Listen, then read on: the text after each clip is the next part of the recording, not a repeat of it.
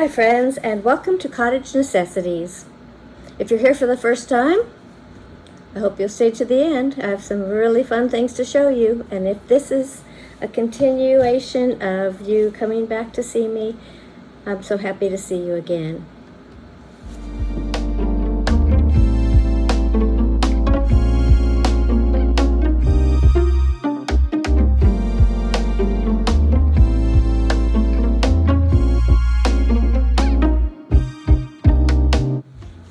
I recently got a comment from a subscriber. Amber said, "I see you haven't made a video in a month. I hope and pray that you plan on still making videos. I got a lot of inspiration from you." And she went on to say how much she loves IOD transfers and DIY paint and flipping her furniture. So today, this is dedicated to you, Amber, this video, plus all the people out there who want to do furniture flipping. I have a few tips for you, so I hope you'll stay until the end, where I'm showing my great-granddaughter how to do a little bit of furniture painting of her own.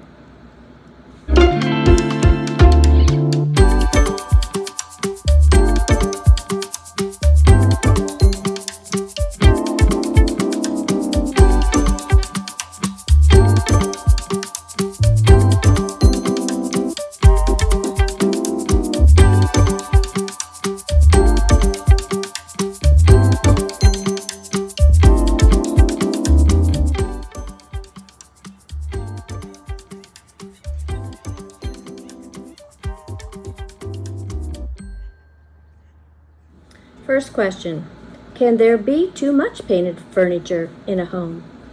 Well, in my opinion, which is just my opinion, I feel like painted furniture makes a home more interesting and mysterious, and it helps it come alive. And I tend to have a lot of painted furniture. Some I just do plain paint jobs with nothing on it, no transfers or decoration. And then there's other ones that I like to do some embellishments and decorate and do some fancy paint techniques and things like that. So I don't believe there can be too much painted furniture in a home. I think it's a good idea to mix some regular stained wood pieces along with the painted pieces to just give it a more balanced look. But other than that, I would say just try to coordinate your pieces so that they all look good together. And don't put one right next to the other one if they're similar in style, or it will tend to get too matchy-matchy kind of thing.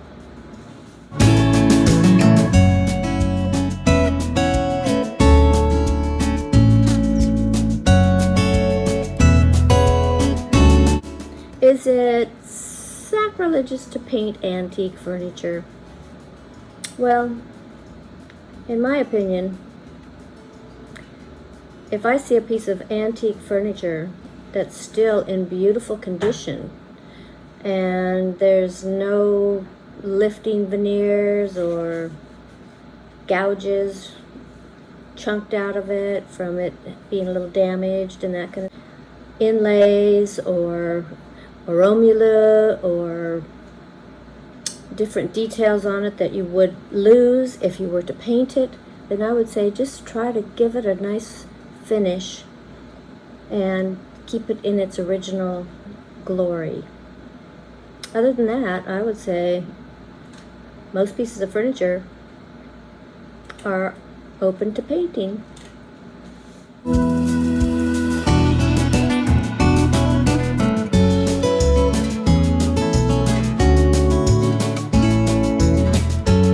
Reasons to upcycle furniture and paint it rather than buy new. Well, a lot of times the new furniture that you buy has been made from pressed board, which has a lot of chemicals in it, and it will gas off in your home and create toxins. So I recommend, if you can find a nice piece of old furniture that's well made, has dovetail joinery. A lot of the older furniture will have the dust shelves between each drawer to prevent dust from going down into the drawers. or it may have some unique detail from that period, like spoon carving or some kind of details, or sometimes you can even add your own details. But the solid wood has more soul to it, and it won't gas off. It may need to be sanded and polished, and for you to put some of your own hard work and energy into the piece to make it your own.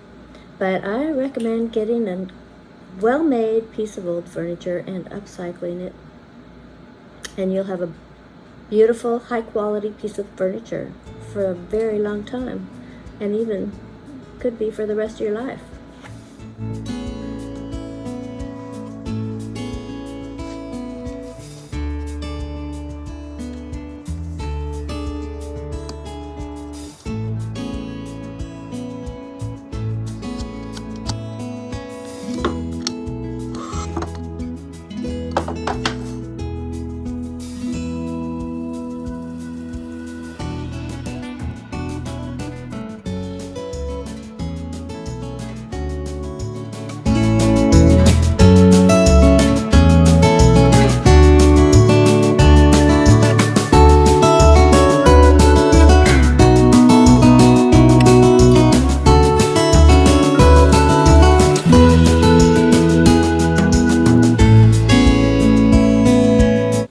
Can anyone paint furniture and make it look good?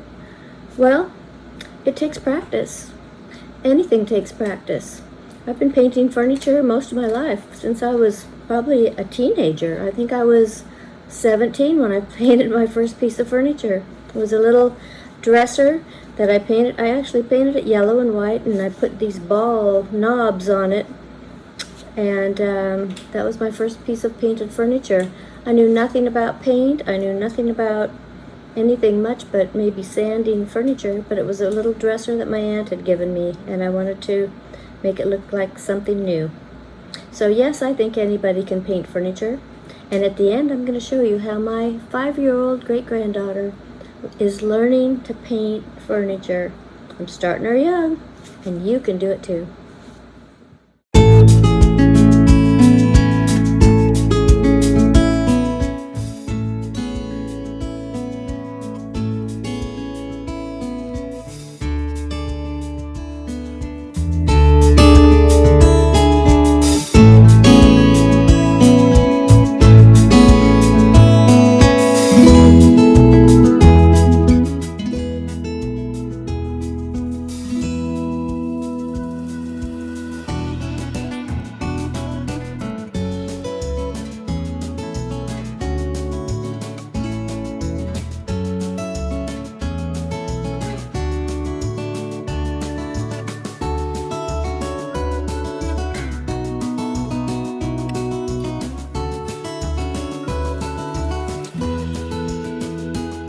I just wanted to make a mention here about Annie Sloan came out with the chalk paint. She was the first one that I'm aware of, and after that many followed.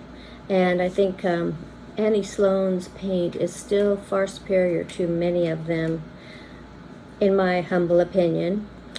And there's just something about it when you use it, it just feels so good. There's something about the way it feels when you're painting with it and how it looks when it's dry. So kudos to you, Annie, for doing a bang-up job. On the other hand, Debbie's DIY comes in right up there at the top. Hers is a mineral-based paint. I don't know that much about it. I've used some of it, and I really like it. Then there's IOD transfers. The IOD sisters have really brought transfers, molds, and made recycling furniture an art form. And they've made some quality products. Their molds are far superior for paper molds, and their transfers are very superior as well. And I do recommend using those, and they come up with beautiful designs all the time. It's hard for me to keep up. I can't keep up. I know so many people are way ahead of me. But then the other thing is, not only are the molds cool because you can add all kinds of detail to a very plain piece of furniture, But the salt wash that you can add to paint and the different additives like crackle finish and all of those can give you that high-end look to a piece of painted furniture. And it's a lot of fun to just experiment and try some of these things. And usually it's pretty easy to find someone who'll give you a piece of furniture for free that they're just tossing out. They don't know the value of it. So keep your eyes peeled.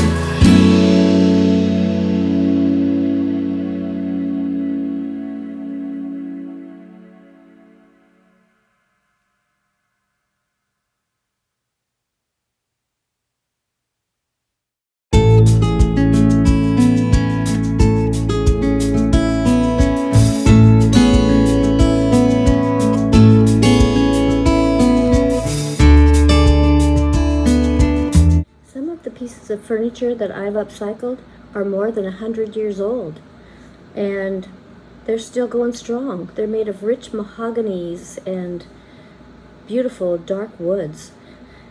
So I think they're probably going to keep going much longer than that, just because we've upcycled, we preserve things.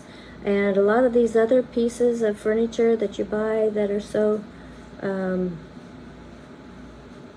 like cheap and stuff, made out of pressed board, they just fall apart and end up in landfills. And who wants to do that? Who wants to have your beautiful furniture go into a landfill?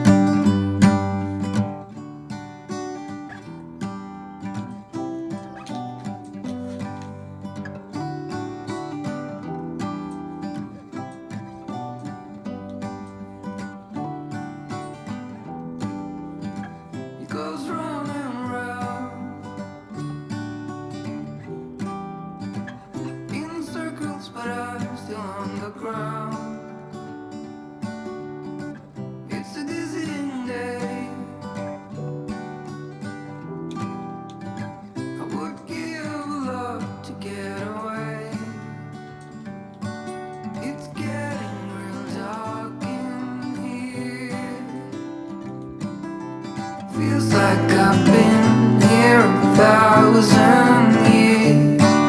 Could you bring some light to me? Or just sit beside me and never leave? I got the curtains up.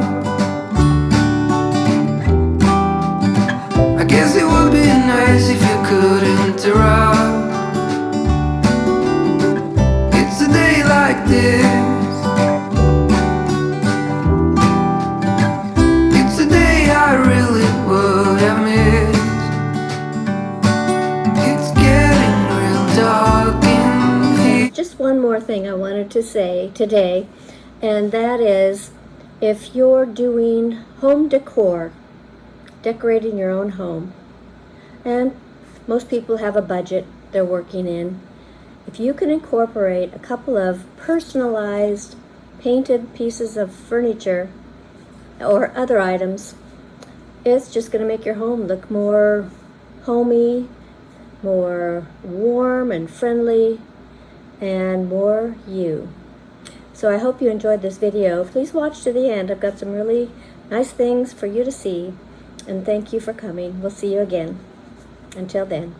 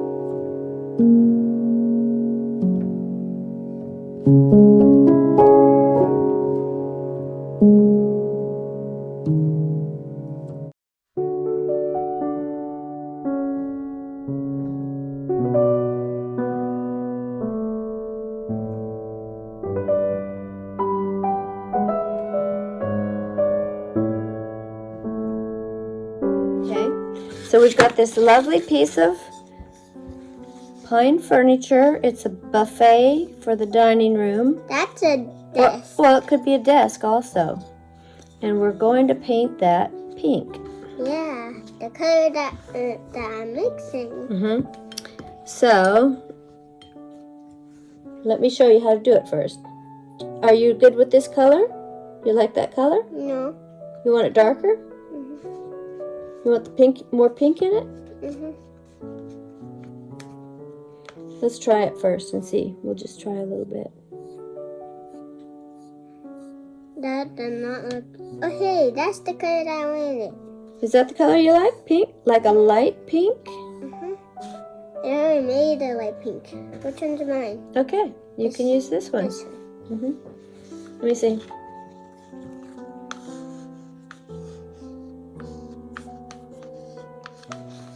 Okay, go ahead, start painting. Whoop, you gotta clean your brush. Don't use a sloppy brush or you'll have a sloppy paint job. So you want to paint the back first? We'll lay it down. You can paint the back. Hold it, yeah. Paint the legs.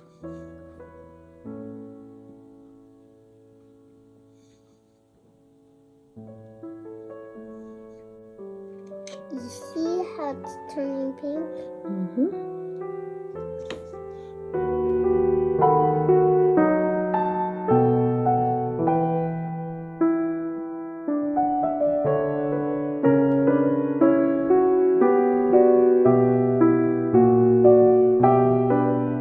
And why are you painting everything pink for your dollhouse? Not everything pink. Well, almost. Not almost. Why did you decide to paint everything pink? What? Did you have a reason for pink? Do